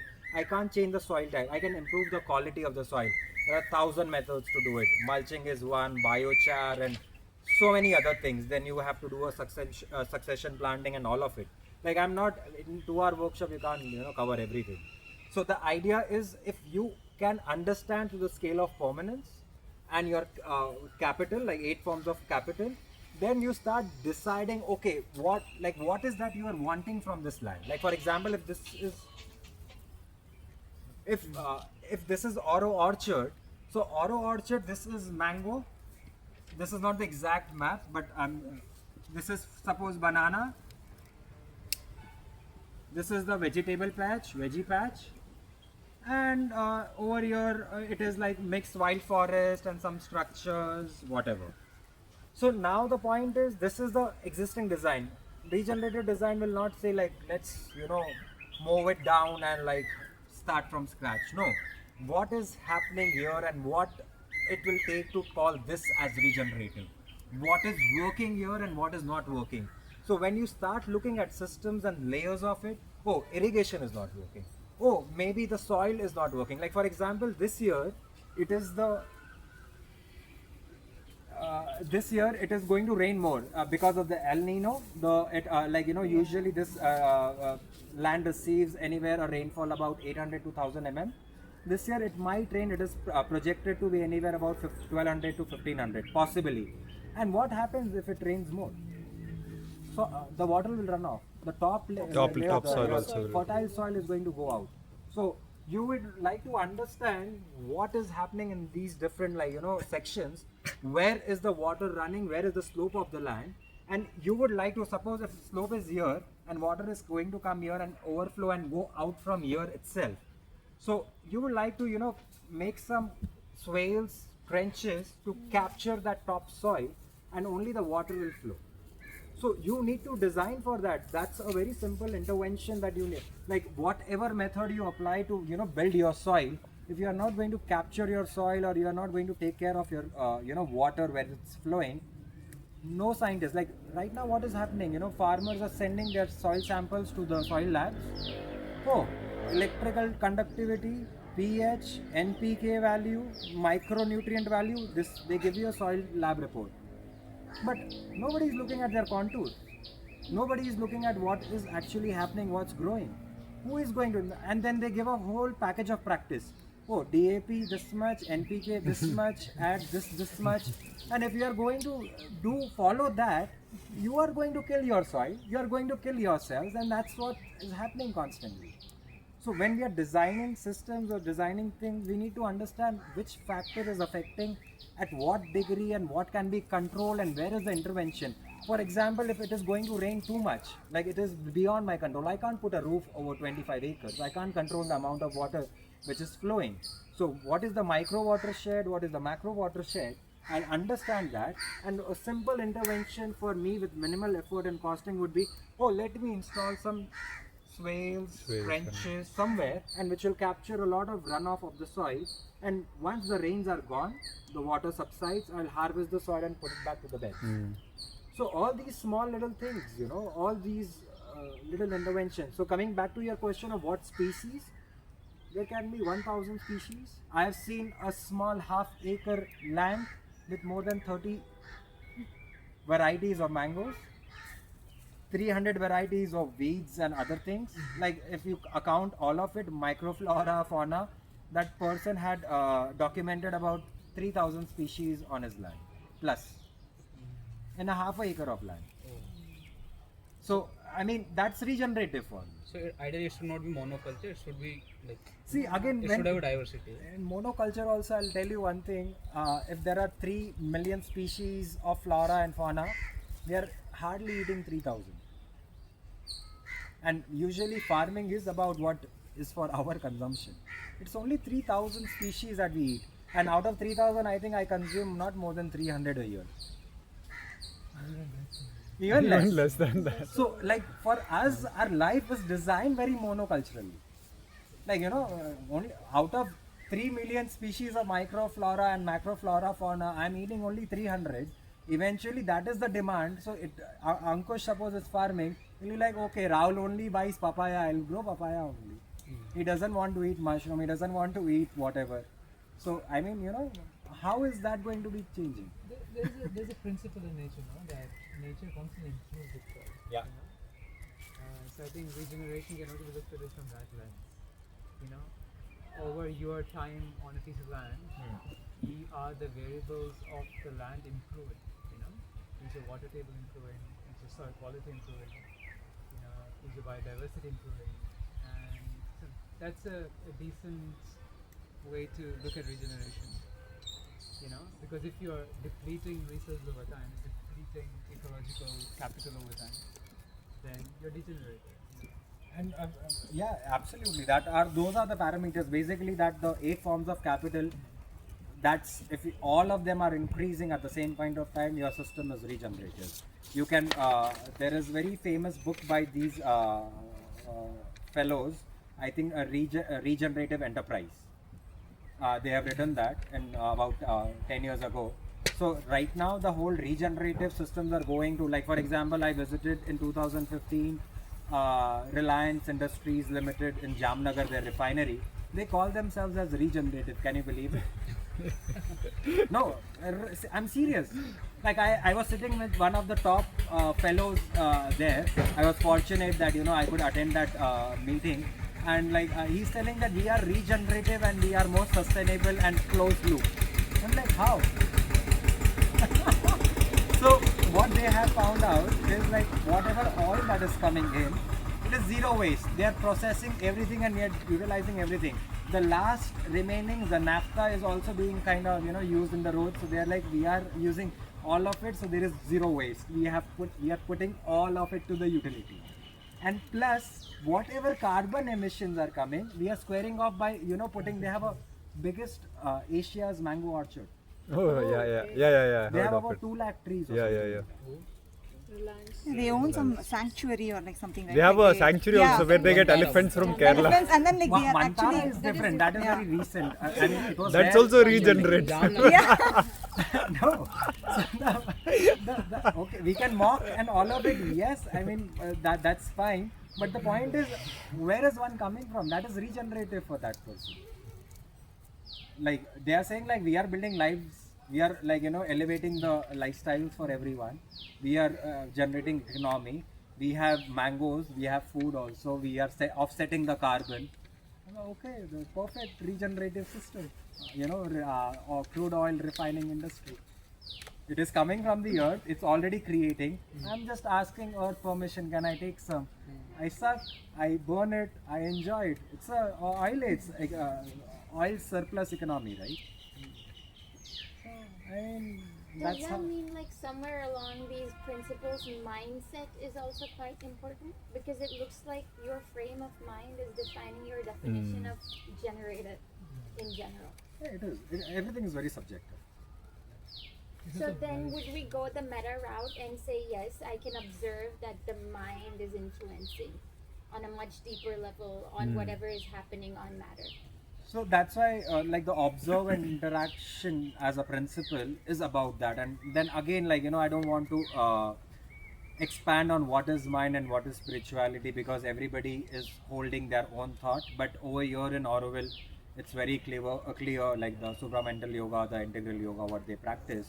So hence over here, it's very innate in the nature of the community itself. So you're saying it's like an unwritten rule that everyone just naturally follows, so it doesn't have to be explicitly mentioned? At least in Auroville. That's again, it's my assumption and my projection. I would say because I have seen like people who are actually following what is Auroville supposed to do and charter and all of it.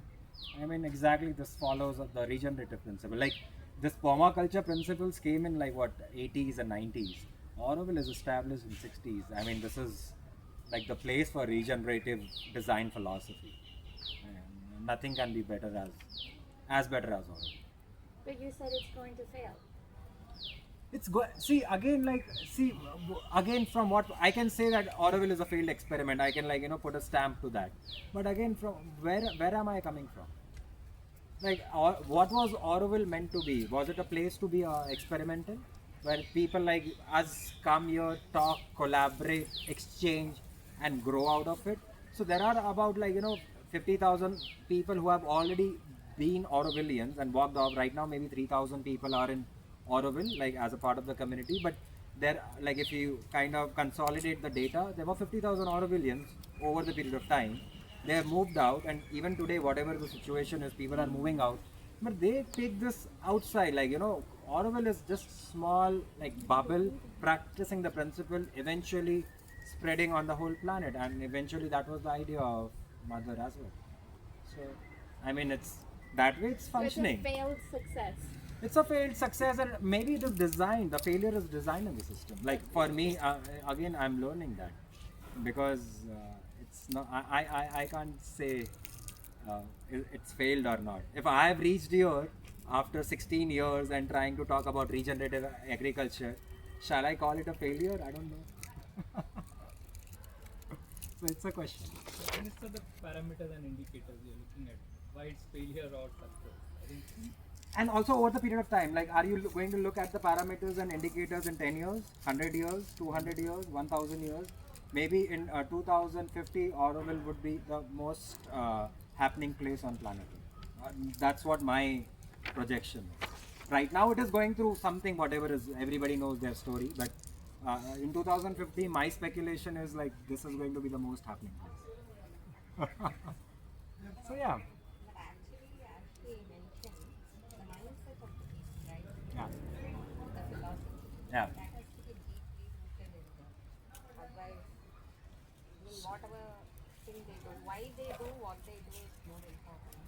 So mindset is coming with the education and the whole idea of this classroom temporary for 2 hours, the workshop like what Oro Orchard is, offering over here and what we have all gathered for is to come, stop, understand and like exchange this and like reflect back. Like the most regenerative thing that we can do is, or intervention at the level what we can do is education. It's always the mindset that we want to work on, and it's always the like classroom programs or like where we can actually exchange and bring the community together. I mean this is inevitable part of the structure. If we can create more spaces where people can reflect, come together, exchange values and exchange times in today's time, that's the most regenerative. Like I understand everybody took some sort of a convenience, like a bike or a car or a rickshaw, whatever, to come here, but that's the least of the carbon footprint to create the maximum impact. So when we are designing any regenerative system, the idea is to create the least effort and the change in the system to create the maximum impact. So creating these spaces is the least what we can do to create the maximum impact in terms of regeneration. So mindset, I think, I'm not sure what everybody is going to pick up from today's thing. Maybe to end, like, what is the time? Do we have am I What's going the time? over time? It's already 4. Do we have like 15 minutes to do a last exercise and then kind of go, or how is it? Like, it would be nice to end up this with, like, if everyone can bring one handful of good soil and one handful of bad soil, just to understand what is good soil and bad soil, which is the last scale of permanence factor. So we can bring a handful of good soil and bad soil. Yeah, is that okay? Like physically go. Physically go and get one handful of How will good the soil come? I should. and the mind, mental. no, the physical soil. I want everyone to place like good soil here and bad soil there to see From what is good, what is bad, what is soil, and then we'll finish that. So I mean, I don't know, like whatever the, like, again, it's I don't know what that's. average, bad, negative, whatever. Yes, sir. I Whatever. suppose it is understood that good soil for farming and bad soil for farming. Because there can be a good soil for road making, yeah. bad soil. So I'm not going to give you more ideas or prompts because I just want to end here. Like, what is good soil and bad soil, and what perspectives we can talk and close the session with that. You can do son of the soil and then take one person. To botanical and come back. I went. Bad soil. Went to botanical. ये bad है. ये तो गोबर लाया कोई. soil थोड़ी है. You cannot find bad soil. Okay. So spiritual. I don't know. I just want the soil. I don't know what. How do we know it is good or bad? That is good soil. Okay. I didn't find any bad. You did not find any. Okay, we have 2 people who haven't found any bad soil. Me also. You also did not. हमने तो खुद बनाई है वहाँ पे क्यों हाँ. Okay, thanks. Okay, we have one more. Yes, please. This is a good soil pipe. Yeah, this is good soil. And then I don't even know if the soil was just sand. Okay. So before we expand on what is good soil and bad soil, what is soil? Any answers for what is soil? Top layer of which has life Which is life which has life, which is a mixture, which is the top layer of top layer of earth, like you can earth. say. Okay. Natural ones. Huh? The Earth's womb. Earth's womb. Okay. The top layer, Snigdha found this. I don't know what is this. Maybe dung. It's done. So okay. But anyway, so basically soil is the top layer. That's what they call it. Soil is something which is fertile. Usually that's what is understood as. Soil which is good, it belongs to the farms, to the forest. But on the roads, as sir mentioned, like, good soil to build roads. I mean, what is that? So the point is, with the effect of weathering, all these rocks with the water and everything, the finer particles broke down. So soil is comprised of as minerals, air, water and light. That's what like a good soil is, So basically, anywhere there is air, water, minerals and Humus. life, microbes and earthworms and other species or mycelium. I see. So the idea, they mobilize a lot. So any soil over here, like here I can't see any earthworms over here. It is okay. It is not the season for earthworms. But this is maybe all of it is good soil, or one can say no, the NPK is less over here. There is no moisture. How can I say this as a good soil? There is no life here. So that things can come in.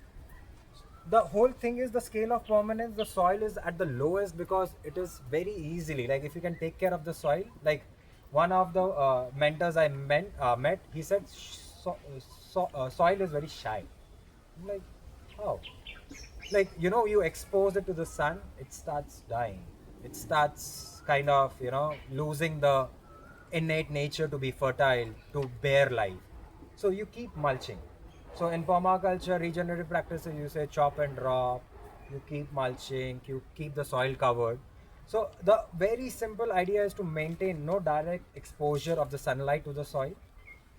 Like if this is all bad soil, if I keep this together, covered under a leaf, and I keep adding water, maybe after 2-3 weeks, the soil will start showing a lot of life. You can see maybe there are soil seeds.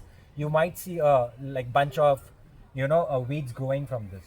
So if this soil was really bad, then why? I mean, this is showing life. The signs of life are present over you.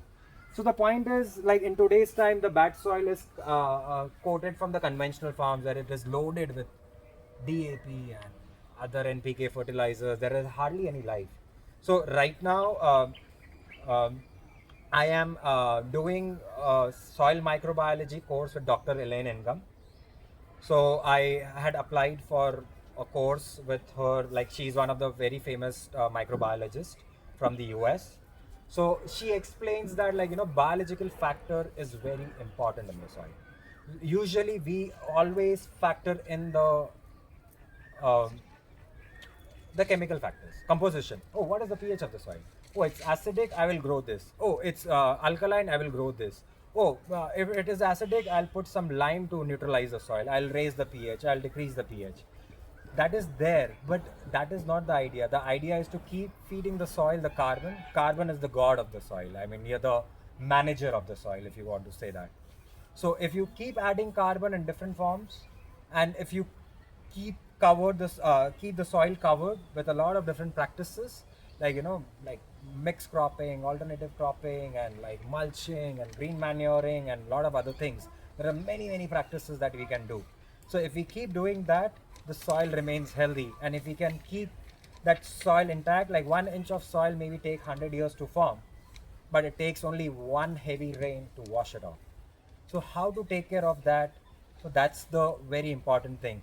Like if people say that my land is degraded, the whole idea of regenerative agriculture dharam is to find a degraded land. Like Auroville, mother identified this place as degraded because Britishers were building a lot of like rail tracks and whatever corridors, and they were destroying timber from this land.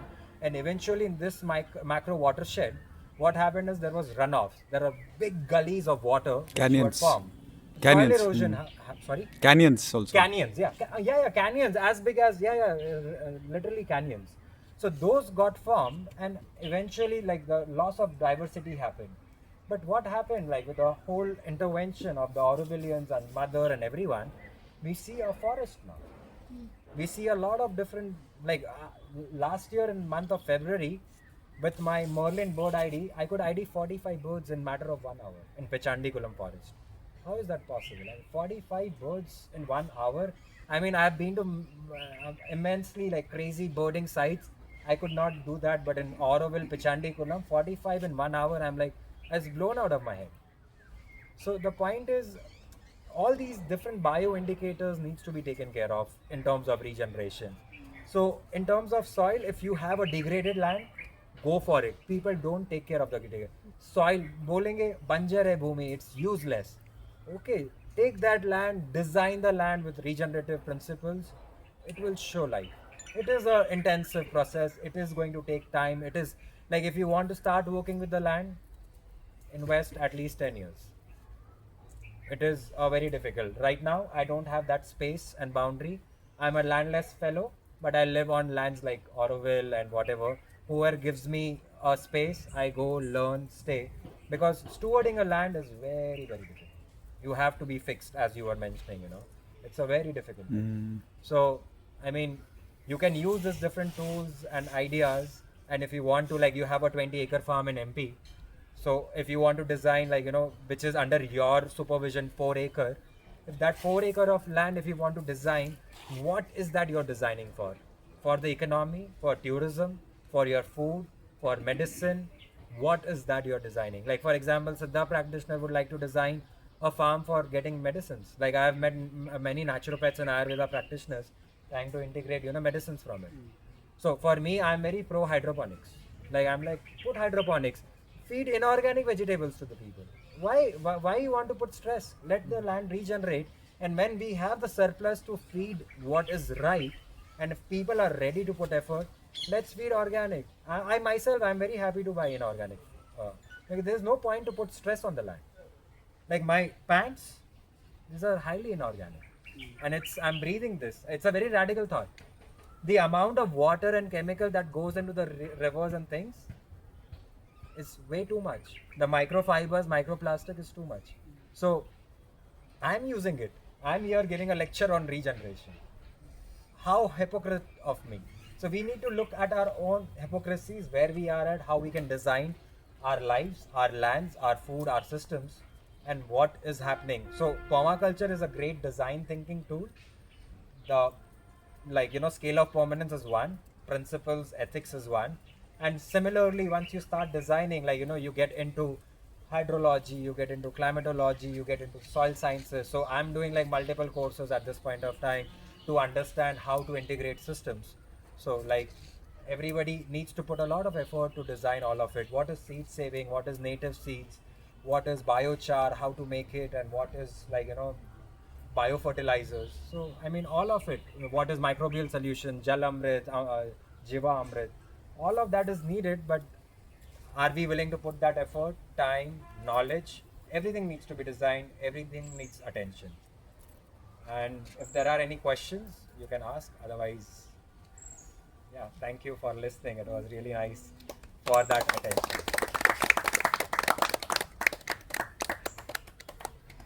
Maybe one question is where do we start from? Like, one is trying to do like what is the first starting point? So you have to gather a lot of data, the context. Initially I said context, planning, action, and feedback. So you need to suppose this is your farm. What is the land looking like? What are the existing structures? You need a base map. Suppose this is the existing base map. This is your house. This is your well, and this is your veggie patch, banana and mango. So you have to understand the orientation. Where is the north? Where is the rain coming in? Sir, thank you. Yes. No, I'm listening. Yeah. So where is the wind coming from? So you need to create the whole overlay of understanding. Like lot of farmers don't understand. Like lot of farmers who understand, they don't share or talk openly. But in the new age generation, especially when we are coming from our corporate lives or some XYZ background, we need to understand what are the laws of the nature. We need to understand what are the what I have given is, are we designing in the scale of permanence? What is the climate? Try to understand. You can use tools like Copenhagen climate map. What is twin climate? What is Copenhagen map? What are the species? What are the bioregions? What is the rainfall? What is the soil type? Where is your farm located? What is the access of it? Subdivision. All this is like practical tool. Each tool, each thing in the scale of permanence, you have to make a detailed map. You have to understand. You have to create an overlay. You have to create an irrigation map, the soil map, microclimate map. What is the map looking right now, and what is the concept map? Where do you want your map to be? So then you have to start working on it. All of those are very much needed. And what are the different tools that you are going to use? So permaculture becomes very philosophical if we don't apply. Like if someone who is not a farmer is also a permaculturist according to me. Because everybody is a systems thinker. Permaculture is about systems thinking. Forget we need to take the message. We don't need to take the messenger with us. We need to understand the fundamental messages. Forget who was speaking here. If there was profound something as a knowledge, take that, and if you can build on that, that is more important rather than telling, oh, this is permaculture, this is biodynamic, this is oro orchard, this is solitude, this is pebble, this is oroville, this is Bhalekar, Palekar. I mean, there's no need of that. Where are you at, and can you integrate? In that terms, the very good idea would be, now if you can come volunteer at Orchard for a month, there are phenomenal people with resources. Nitin, Charan, Dharam, Nisha, whoever is volunteering over here, sir, me, you can ask 1,000 questions. What is seed? What is cow dung? What is soil? What is water? Like for example, Azhar took a very nice thing on integrating of technology into the farm. A regenerative farm. What is the Wi-Fi router doing, and what is the data, and how to regulate? What is automation? So what is the minimal intervention of the technology that we can bring in today's age? So all that is available at Oro. In Oroville farms, everywhere. Are you looking for that? So you want to learn about composting, come. Like Anshul got a very crazy method from like Colombia.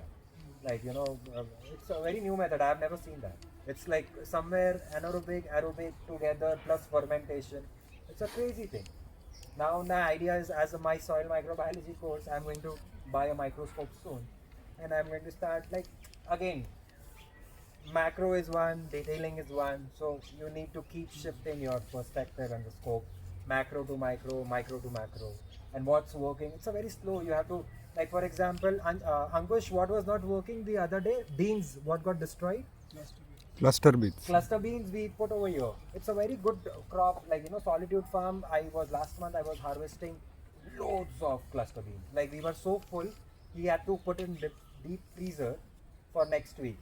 We can't use the cluster bean, and no one wants to buy cluster beans. It's a boring vegetable. But now we have that resource. How to use that? So he put it in the deep freezer, and he's going to cook it maybe later. But over here, which is like what 3 kilometers away, 4 kilometers away. That's it. यहाँ पे cluster bean नहीं हो रहा. Why? So we have to figure that out. We have to understand. Maybe our sowing season was not right. Our soil was not right. Maybe our seed sourcing was not right, or something wrong happened, or maybe the companion planting was not. It's a lot of work. A lot of work. We have to keep putting effort. At least, I would say, lot means at least 2 hours a day. If like, what is the size of the land, sir? It's 1.25. 1.25 acre. If you can give like with your partner, if you can give 2 hours a day hands-on, I think you can really steward a land with like very minimal labor. You can do it, but you need to be disciplined and consistent. White car. Yeah, thank you. Yeah. Thank you. Thank you.